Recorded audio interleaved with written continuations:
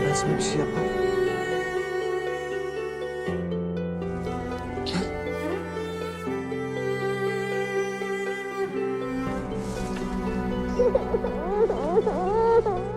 Diangkat dari kisah nyata yang menceritakan seorang tentara Turki bernama Sulaiman yang menemukan seorang anak yatim piatu di tengah medan perang.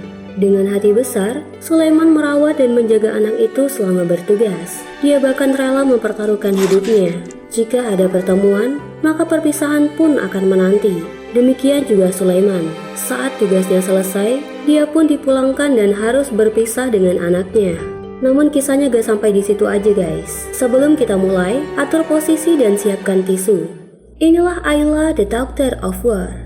Cerita ini berawal pada Juni tahun 1950, tepat 5 tahun setelah Perang Dunia Kedua. Suatu desa kecil di perbatasan Korea Selatan dan Utara, seorang anak perempuan tampak sangat bahagia bersama kedua orang tuanya yang sangat menyayanginya. Namun kebahagiaan itu harus terenggut karena tentara Korea Utara berusaha menginvasi daerah mereka.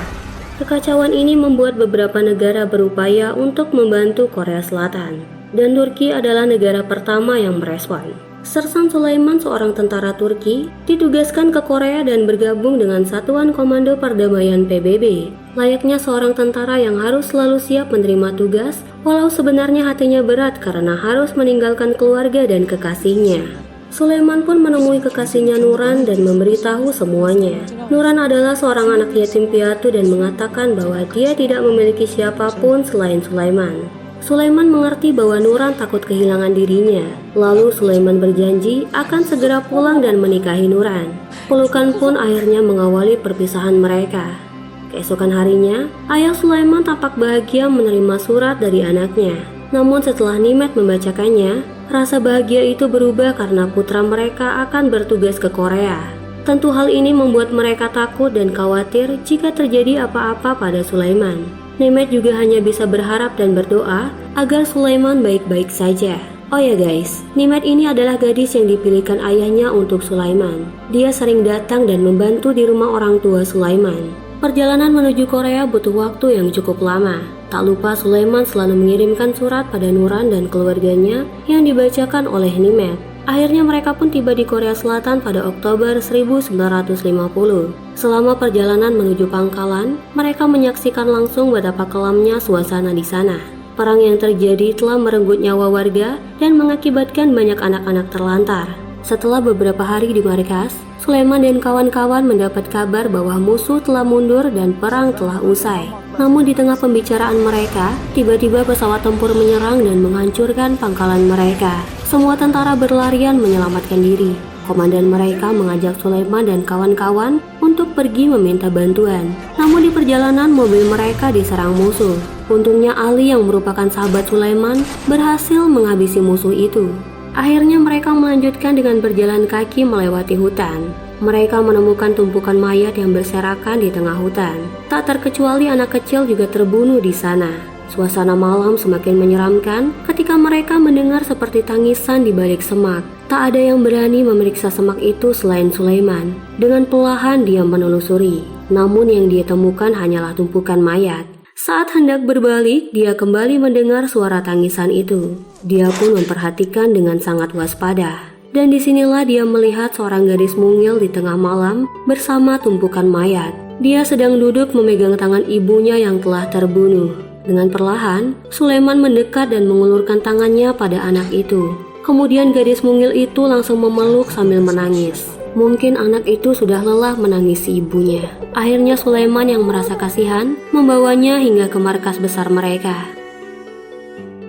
Yang mana tempat ini adalah tujuan mereka untuk meminta bantuan. Gadis ini tidak mau berbicara. Ya, mungkin dia tidak mengerti bahasa Turki. Namun gadis mungil ini tampaknya tenang berada di pangkuan Sulaiman. Mereka sempat berdebat untuk memberi nama pada anak itu. Dan akhirnya Sulaiman memberinya nama Ayla yang artinya cahaya bulan. Salah satu tentara Korea dan perwira Amerika kagum melihat tindakan mereka. Keesokan harinya saat di perjalanan, dia mencoba untuk menghibur Ayla agar mau minum susu. Dan ternyata dia berhasil. Ayla tampak senyum seolah telah melupakan kelamnya suasana semalam. Saat itu mobil letnan mogok dan Sulaiman yang mengerti mesin dipanggil untuk memeriksa. Tampaknya Ayla tidak mau berpisah darinya. Namun Sulaiman memintanya untuk menunggu. Meski tak mengerti, Ayla terlihat patuh. Akhirnya Ayla dititipkan pada seorang tentara Korea. Saat memeriksa mobil letnan, tiba-tiba tentara Korea itu ditembak oleh sniper musuh di bagian kepala. Sulaiman pun langsung berlari menghampiri dan untungnya Ayla tidak terluka. Pasukan musuh yang banyak keluar dari semak menyerang mereka. Sulaiman tampak melindungi anak itu dan menyuruhnya untuk berlindung di bawah mobil. Mereka berjuang keras melawan musuh. Sulaiman sempat tertikam dan hampir terbunuh. Untungnya pasukan yang berada di depan mereka segera datang membantu. Sulaiman pun pingsan. Setelah terbangun di ruang medis, Ayla tampak memegang tangan dan menunggu Sulaiman siuman. Teman-temannya mengatakan bahwa Ayla tidak mau meninggalkannya selama pingsan.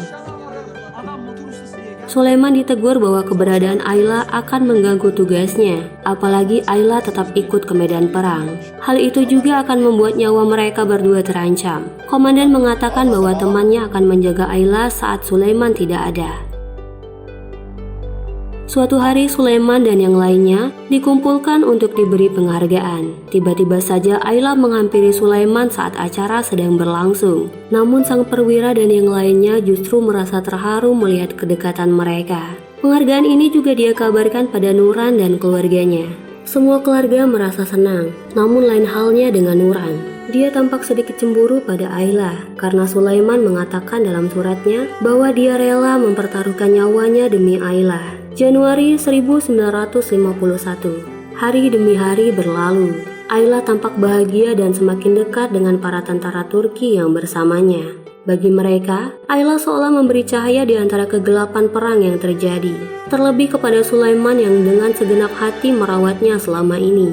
Berawal dari rasa kasihan, perlahan berubah menjadi kasih sayang yang tulus.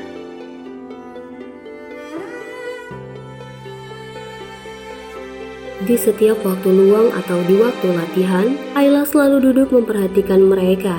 Hingga suatu hari, ketika apel pagi tepatnya pada Maret 1951, saat komandan yang memimpin upacara memberi perintah kepada barisan, tiba-tiba Ayla menjawab dan masuk ke lapangan upacara sambil mengikuti perintah yang diucapkan komandan. Semua kaget dan terharu. Mereka tidak menyangka, karena ini adalah kali pertama mereka mendengar Ayla berbicara. Dia juga mengerti setiap perintah dari komandannya, dan berarti selama ini Ayla selalu memperhatikan setiap kata yang diucapkan para tentara. Semenjak itu di waktu luang, Sulaiman selalu mengajarinya membaca dan bahasa Turki dengan buku bergambar. Ayla sempat terdiam ketika melihat sebuah gambar keluarga yang sedang makan bersama. Dengan sigap, Sulaiman langsung melewati lembaran itu. Malam harinya mereka pun menonton film. Film itu mengisahkan kasih sayang seorang ayah kepada anaknya. Ayla pun seperti memahami isi cerita film itu. Lalu di lain waktu, saat mereka sedang belajar membaca, tiba-tiba Ayla menahan lembaran yang selalu dilewatkan Sulaiman. Gambar itu lengkap dengan ayah, ibu, beserta seorang anak laki-laki. Ayla pun mengatakan sambil menutup gambar, "Tak ada ibu, tak ada saudara." Dan kemudian menunjuk gambar ayah sambil memeluk Sulaiman. Papa. Sulaiman pun sangat terharu dan bahagia mendengarnya. Suatu hari Sersan Ali tampak kesal karena mendapat tugas dari kolonel untuk menjaga perbatasan. Padahal sebelumnya dia sudah merencanakan untuk pergi menonton konser Marilyn Monroe yang diadakan di Korea. Teman-temannya pun berjanji akan membawakan tanda tangan Monroe lengkap dengan nama Ali beserta ciuman lipstik. Saat menonton konser Monroe, dengan cerdik Sulaiman menyuruh Ayla naik ke panggung dan meminta tanda tangan dan nama Ali lengkap dengan ciuman. Di sisi lain, Ali tampak selalu memikirkan idolanya itu. Hal itu membuat dia tidak fokus sehingga membuatnya terbunuh di pos jaganya. Sulaiman sangat terpukul atas kematian sahabatnya ini. Dia meletakkan karangan bunga beserta foto idola Ali yang dia janjikan sebelumnya. "Jangan menangis, Papa. Aku tidak akan meninggalkanmu," kata gadis mungil itu menenangkannya. Juli 1951. Tak terasa sudah genap 1 tahun mereka bertugas di sana. Dan mereka akan dipulangkan ke Turki karena mereka akan digantikan oleh tentara dari negara lain. Hal ini tentu membuat Sulaiman merasa dilema. Di satu sisi, dia harus menepati janjinya untuk menikahi kekasihnya yang sudah lama menunggu. Sementara di sisi lain, dia juga tidak ingin berpisah dari malaikat kecilnya yang sangat dia sayangi. Di hari ketika teman-temannya berangkat pulang, Sulaiman justru memutuskan untuk tinggal beberapa waktu lagi. Kemudian Sulaiman kembali menuliskan surat dan memberitahu bahwa dia menunda kepulangannya.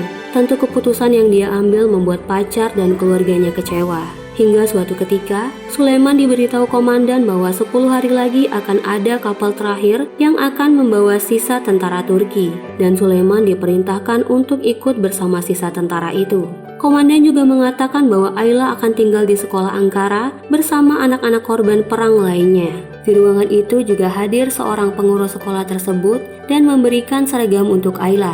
Kemudian Sulaiman meminta izin untuk melihat tempat itu. Dan sampailah mereka di sekolah Ankara yang akan menjadi tempat tinggal Ayla nanti. Di sini Ayla tampak betah bersama anak-anak lainnya. Namun Sulaiman sangat sedih karena dia akan meninggalkannya. Dengan berat hati, dia pun pergi dari sana.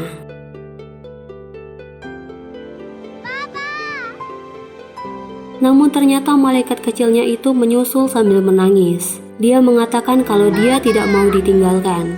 Hal ini membuat Sulaiman semakin berat meninggalkannya. Akhirnya Sulaiman membawanya pergi dari sana dan berencana menyembunyikan Ayla di dalam kopernya saat pulang ke Turki. Awalnya dia berhasil melewati pos pemeriksaan. Tapi tiba-tiba salah satu temannya beserta pengurus sekolah Ankara menghampiri dan menanyakan keberadaan Ayla. Akhirnya koper itu pun dibuka. Harapan Sulaiman yang ingin membawa malaikat kecilnya itu pun harus sirna. Kini mereka benar-benar harus berpisah. Air mata seolah tak terbendung hari itu. Sulaiman berjanji akan kembali untuk malaikat kecil yang sangat dia sayangi itu. Baiklah, kau boleh menangis sedikit, tapi setelah aku pergi, kau jangan menangis lagi, kata Sulaiman pada gadis mungil itu. Kemudian dia melangkah untuk pergi dan tak mampu melihat ke belakang. Dia juga tak ingin Ayla melihatnya menangis. Sesampainya di Turki, hal yang tak terduga pun terjadi, yang mana ternyata Nuran yang merupakan kekasihnya telah menikah dengan lelaki lain. Setelah 5 bulan kemudian, akhirnya dia menikah dengan Nimet, wanita yang telah dipilihkan ayahnya. Awal pernikahan mereka masih terlihat canggung karena Sulaiman masih tetap memikirkan Ayla, sehingga sikapnya seperti kurang perhatian kepada Nimet. Namun Nimet tetap sabar menghadapi suaminya itu. Dia paham perasaan suaminya yang berpisah dengan Ayla. Kemudian Nimet mengajaknya untuk membicarakan Ayla. Mendengar itu, Sulaiman merespon dengan sangat baik. Nimet juga bilang, jika Ayla anakmu, maka dia anakku juga. Akhirnya Nimet pun membantunya mencari Ayla. Nimet merasa senang karena dapat membantu dan hubungan mereka mulai berwarna. Setiap mendapat informasi, Nimet selalu menyempatkan untuk memberitahu Sulaiman. Sampai hati Sulaiman kembali terbuka setelah melihat kegigihan istrinya ini. Hari demi hari, bulan demi bulan, waktu selalu berjalan hingga 47 tahun telah berlalu. Sulaiman beserta istrinya tampak sedang mengenang sahabatnya dan Ayla yang berada di foto. Dia mengatakan bahwa dia tidak ingin mati sebelum menepati janjinya kepada Ayla. Juni 2002, Sulaiman ditemui wartawan dari Korea yang sedang mencari narasumber masa perang dulu untuk keperluan film dokumenter. Wartawan ini juga berjanji akan mencari Ayla untuknya. Akhirnya Sulaiman pun setuju dan pencarian pun dilakukan. Para wartawan bahkan pergi ke tempat penyimpanan arsip negara dan mencari melalui arsip tempat sekolahnya dulu. Sayangnya sebagian dokumen telah terbakar dan hilang. Ditambah nama Ayla juga bukanlah nama aslinya, sehingga hal ini semakin mempersulit mereka. Namun mereka tidak menyerah begitu saja guys. Mereka terus mencari informasi sekecil apapun itu untuk menemukan Ayla. Sedikit demi sedikit petunjuk mulai terlihat dan mengarahkan mereka kepada seorang wanita. Wartawan itu pun menemuinya dan memberikan beberapa foto yang diberikan Sulaiman. Matanya berkaca-kaca memandangi foto itu. Tak lama kemudian, wanita itu pun langsung menangis setelah menyadari bahwa itu adalah dirinya dan ayahnya. Wartawan yang menemuinya juga terharu melihatnya. Kota Seoul, April 2010. Sulaiman beserta istrinya saat ini sedang berada di tempat bekas sekolah Angkara yang kini telah menjadi Taman Angkara. Tak lama kemudian, Ayla pun datang. Tak perlu lama bagi Sulaiman untuk mengenali malaikat kecilnya itu. Air mata pun kembali tak terbendung. Namun kali ini adalah air mata kebahagiaan. Setelah 60 tahun berpisah, kini Sulaiman pun menepati janjinya untuk kembali kepada Ayla, malaikat kecilnya. Cinta yang tulus akan selalu ada dan selalu mencari jalan untuk pemiliknya. Kata sederhana yang bisa menggambarkan betapa besarnya kasih sayang seorang ayah kepada anaknya. Kisah mereka membuktikan bahwa kasih sayang yang tulus tidak harus memiliki hubungan darah. Terima kasih saya ucapkan kepada kalian yang telah menonton video ini hingga selesai. Salam saya Nana, dan sampai jumpa di video berikutnya. Bye-bye.